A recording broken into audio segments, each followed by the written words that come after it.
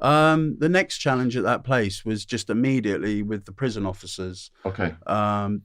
Take it upon themselves, and they grind you down psychologically. Yeah. They taunt you. They have bets on trying to get prisoners to kill themselves, Kill themselves. which has been proven in Feltham. That came out a few years And ago. what methods do they use to encourage prisoners to kill themselves? What they were doing to me in Aylesbury, in the morning, they would come in at 8 o'clock and they would put a milk in on the side. On the side of what? On the side of the table. They'd come in, open the door, and they'd put the milk on the side. And then... So let's just stop a minute. You're in a one-man cell, you said earlier.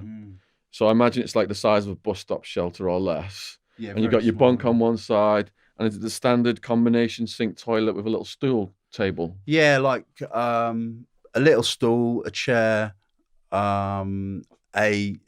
it all bolted down, silver? All bolted down. So it's like the American style. You've got a steel toilet. And in that cell I was in, I still remember it was B213 right at the end, and all the windows there was no windows. There's no windows, no sunlight. No windows.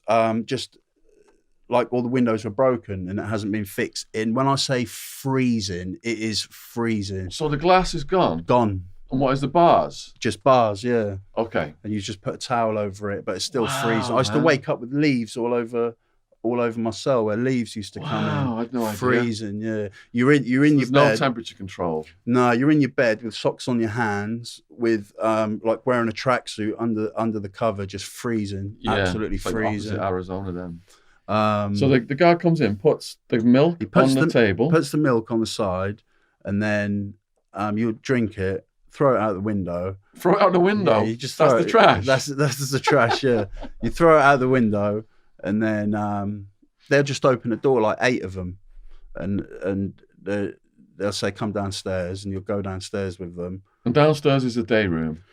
Downstairs was, the day room association. What does that look like, the day room? Old, dilapidated. Did you say pool tables? A couple of pool tables. And they weaponise the sticks?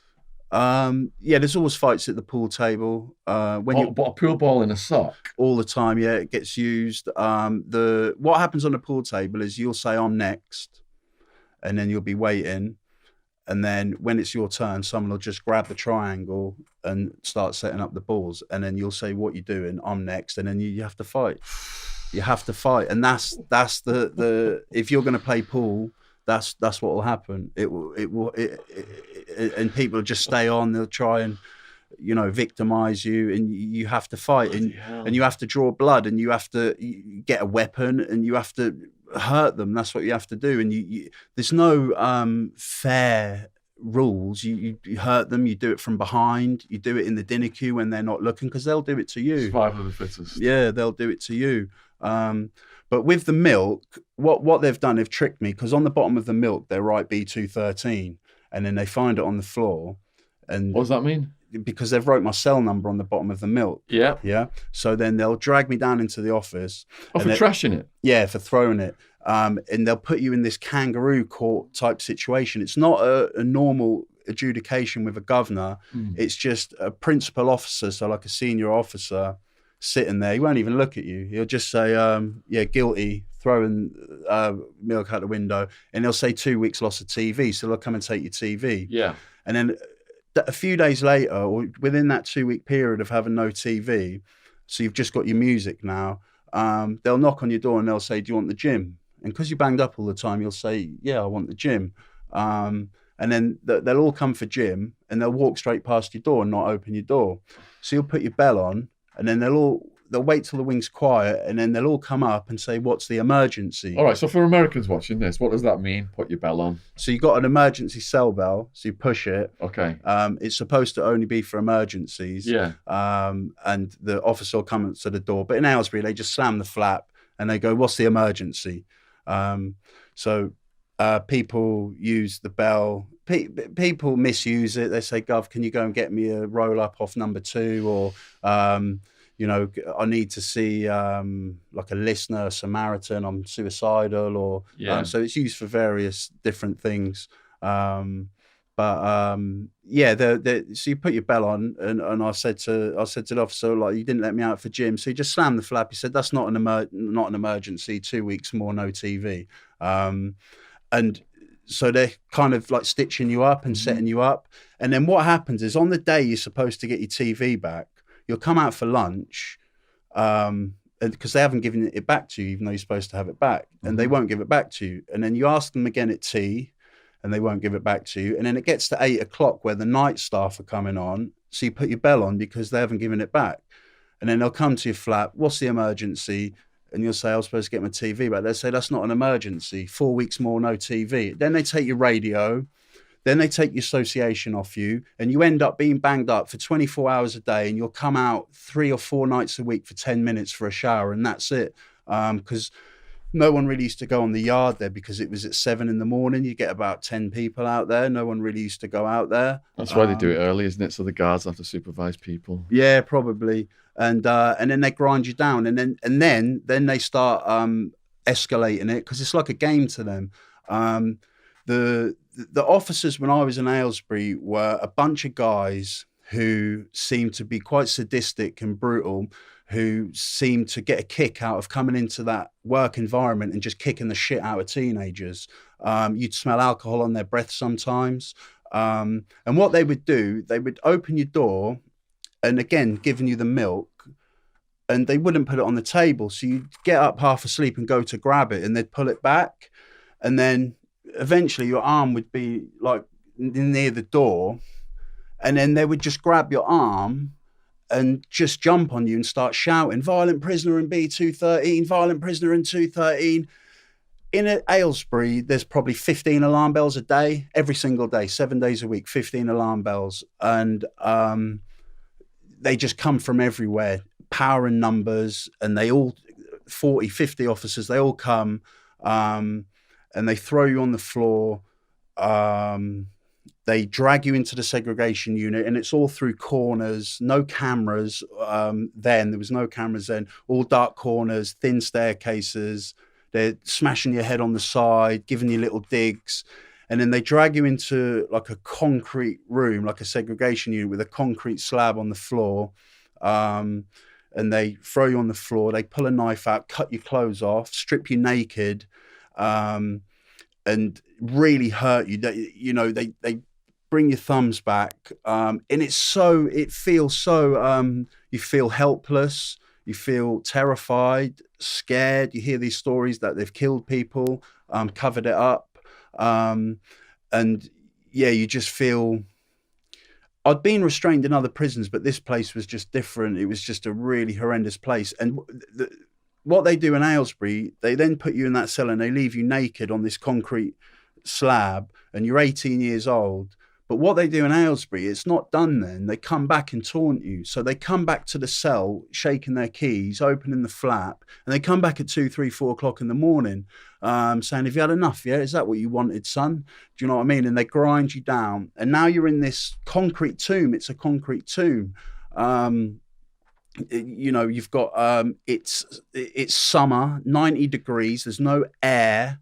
There's no air in the cell. The taps don't run. They just drip, because they've been smashed up so many times and not fixed properly. And the building's so old and the plumbing's so old.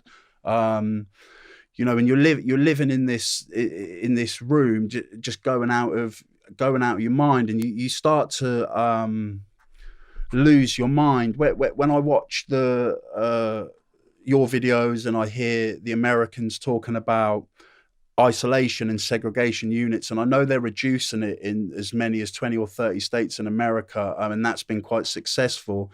In this country, as a young offender, you're only supposed to be in isolation, but at the age between, I think, 15 to 17 it's a week, 18 to 21 it's 2 weeks, and over 21 it's 3 weeks.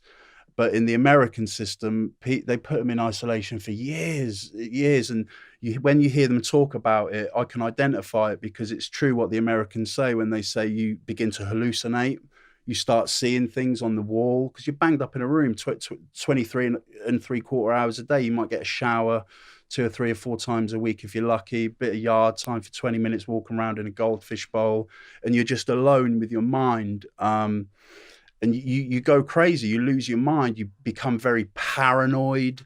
You have no human interaction with anybody because they just open the door with like 8 of them, and just throw your dinner in.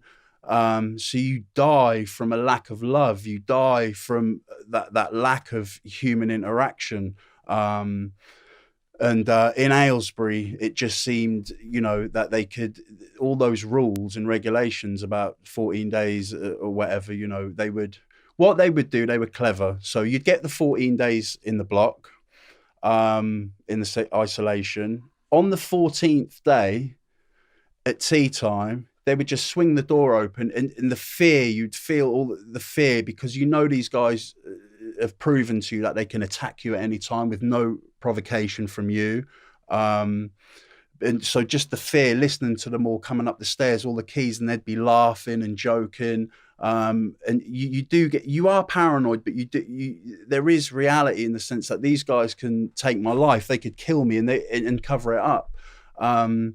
So they'd all come up the stairs, and I remember being in there for 14 days. The 14 days had expired. They opened the door. They said, "Are you moving back to B Wing tomorrow?" I'll take that as a no then. "Here's your nicking sheet," and just threw the nicking sheet on the floor and shut the door. What's a nicking sheet? A nicking sheet is a governor's report of an offence. So they have these range of prison offences.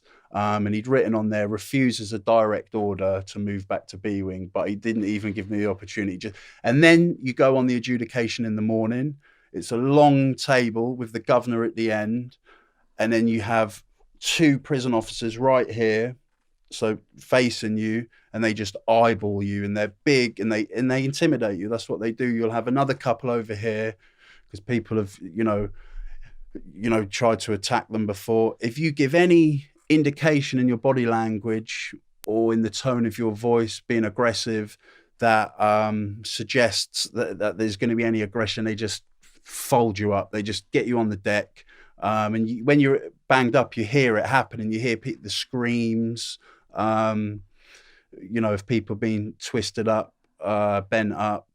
And yeah, he sat there and told the governor on that particular occasion that I refused the order, and you're just so angry, and then they laugh at you and smirk at you, and that's what they do. They grind you down. And around about this time was when it had been proven, the officers had been done for it, that they were putting bets on 16, 17-year-olds to see when they could get them to kill themselves. There was one particular case, the guy was a white supremacist. He had a swastika on his forehead. The Indian guy that they put in the double cell with him was 15 years old. And they put a bet on putting him in the cell. He was being released the next day, the Indian, who was 15 years old, and they put this white supremacist in there, and he beat him in Feltham Young Offenders Institution. They had bets on it, on the outcome, who was going to beat who, and he battered him to death with a table leg and killed him.